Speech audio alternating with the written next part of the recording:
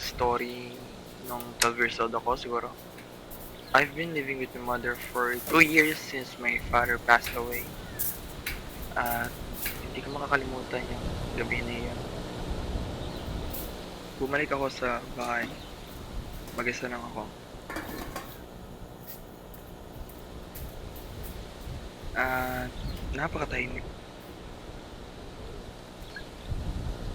At feel ko may tumitingin sa akin na hindi ko na nakikita.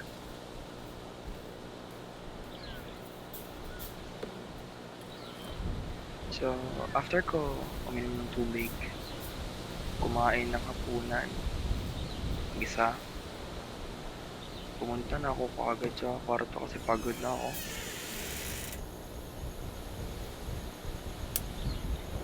So what really happened that night? Did you encounter any entities?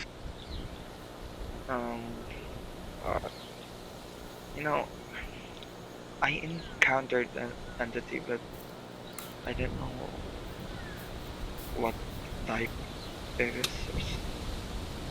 Basta hindi ko lang alam kung ano yun.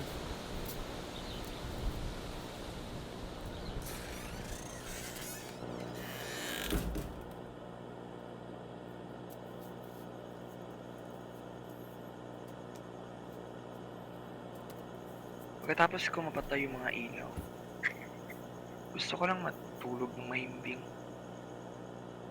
Ang problema lang, parang nagising ako sa panaginip ko.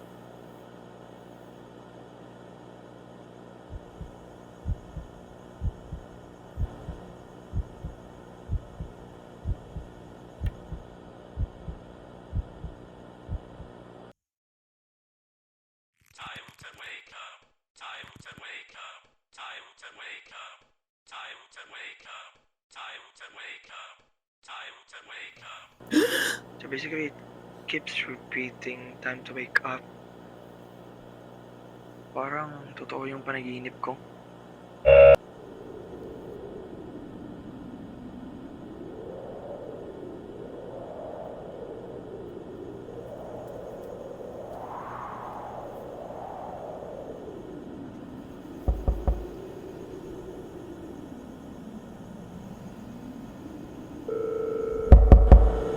Sino?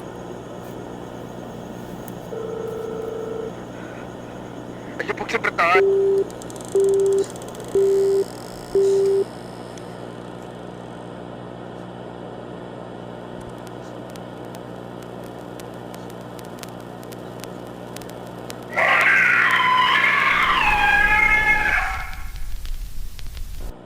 At yun ang kwento ko. Hello po, yun lang po yung kwento ko.